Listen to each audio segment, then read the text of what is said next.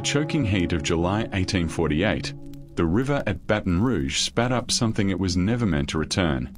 A skiff man found it at dawn, hooked under a half-rotten cypress root below the levee where the sugar houses coughed black smoke and the city pretended not to hear. An iron chest, no bigger than a cradle, no braver than a coffin, tarred shut, chained twice, the chain ends hammered flat like the truth itself. By noon, a crowd had gathered, planters in linen, drovers still smelling of the road, free people of color keeping to the shadowed edge, and in the very back a girl with a ribbon in her hair who would remember the exact sound the lid made when the crowbar finally kissed it open. It wasn't a scream. Screams end. This was a long, low moan of metal giving up its secret. Inside, there were no bones. Only pages. Pages tight-rolled, oil slick from years in tar, tied with blue string, every knot stamped with a planter's signet. A ledger that was never meant to be read outside one locked office. A story the river tried to bury and, for reasons nobody could agree on, decided to bring back. The sheriff touched the topmost roll with 2 fingers, then recoiled, like he'd dip his hand in a mouth. "Seal it," he said to no one and everyone. "This belongs in the courthouse." But the pages were already breathing. In the next wind shift, they whispered a name that any overseer on the river road would have flinched to hear: Eulalie. What happened after would be folded, sealed, and sent north in a crate marked machinery, because that is how a city hides a night it cannot explain. Testimony locked. Inquests delayed. 2 sugar kings dead by misadventure, 6 overseers missing, and a rumor slipping through the quarters like a blade in a sleeve. There had been a gathering below the laundry house at Saint Etienne Plantation, 30 souls by lamplight, a door barred from the outside, a hymn sung through teeth, a bargain struck in soot and salt. Some say a woman sat calmly beside a cooling kettle, humming a lullaby that was not a lullaby, sharpening the long spoon she used to drag scum from syrup. When they finally asked her why, she told them, in French thickened by the Gulf, "The river keeps its debts. I only wrote the note." Tonight, we unseal Baton Rouge forbidden ledger and follow the ink down into the heat. We will take you from a sugar bins to the courthouse basement, from a prayer whispered through a kitchen wall to the last light seen by men who believed no night could hold them. This is the 1848 Baton Rouge Slave Mystery, a macabre history they tried to bury, and the current dragged back anyway. Before we descend, do one thing for me. If stories like this, stories smothered by money, hidden by minutes, and carried by people who never got to sign their names, matter to you, tap subscribe and ring the bell. It tells the algorithm you want the voices back. And tell me in the comments where you're listening from. Does your town have a rumor the records won't print?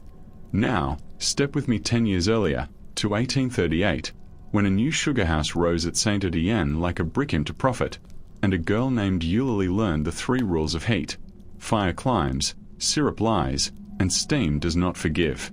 She was 16, purchased with a copper kettle and a mule, hands too quick for anyone's comfort, eyes that read a room the way the head driver read weather. They set her to the kettles, the hottest job in that hell, where the night glows like a furnace mouth and men faint standing up. She learned the boil at a glance, the thin shimmer that means it will crust over, the sullen pulse that means it will scorch, and she learned the men who watched her, the ones who pretended to praise her skill while counting ways to punish it. On Sundays, she carried laundry to the big house and passed a portrait every week that made her jaw harden. The planter, Laurent Saint Etienne, with one hand on a child's shoulder and the other on a book he never opened.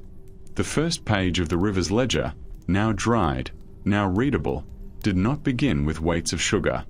It began with births. Issue recorded for the year of our Lord 1839, the clerk had written in a slant that tried too hard to be elegant. Mothers unnamed by request, sires contracted. In the margin, in a different hand, smaller, neat, a line in French: CQ 2 apples contract, J appel blesher, what you call contract, I call wound. No clerk wrote that. Someone wrote it to be found. Baton Rouge that year smelled of molasses and horses and river rot. Steamboats beat their way up from New Orleans like gambling men coming late to a funeral. The quarter called and the cane answered. The governor's man said that prosperity was proof of providence. The priest said patience was proof of faith.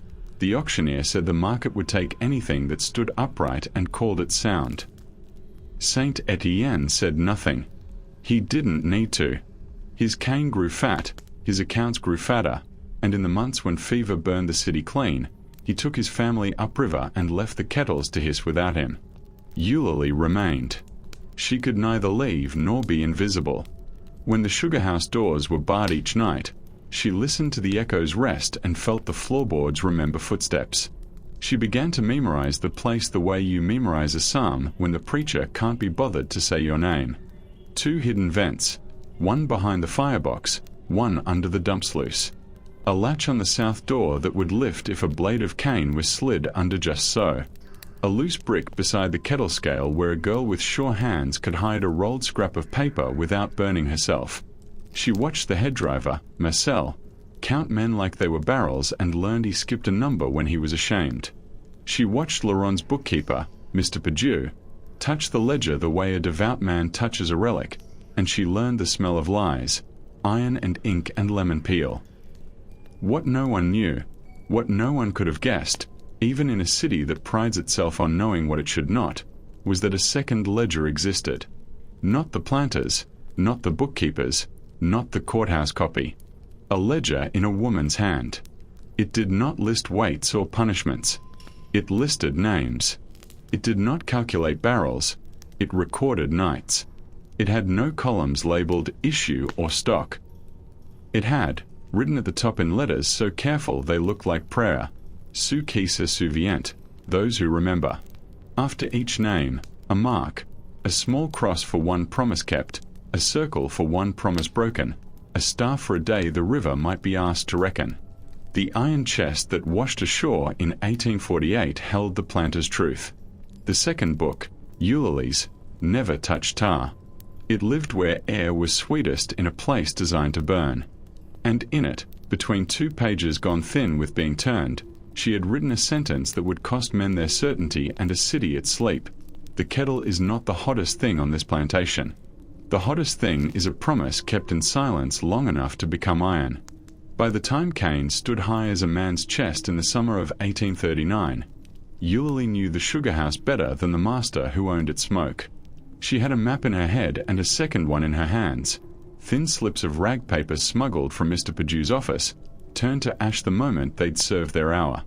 She knew which door shrieked when humidity swelled it, which hinge never did, which floorboard sagged just enough to hide a length of wire, a nail, a folded word. Old Rosette, who scrubbed the big house floors until her wrists went numb, called Eulalie T. Flam, Little Flame, not because of temper but because she seemed always to find air in places meant to suffocate. Heat makes truth rise, Rosette whispered, half blessing, half warning. Watch the scum, it tells what's underneath.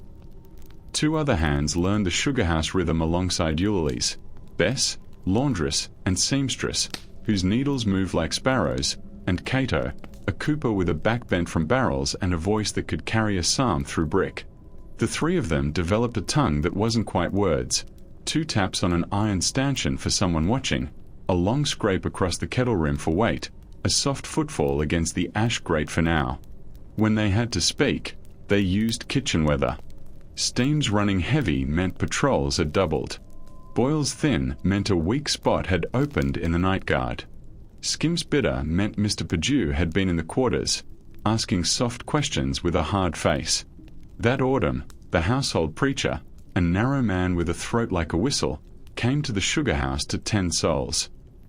He quoted St. Paul over the roar of the furnaces and told them obedience was a kind of gospel. Eulalie watched his eyes follow the men stirring syrup and wondered if he noticed the ghosts of burns laddering their arms. When he asked if anyone wished to confess, Cato bowed his head and said, "Father, I have lied in my time." The preacher smiled at his success. "To whom, son?" "To heat," Cato said. "I keep telling it I won't go back."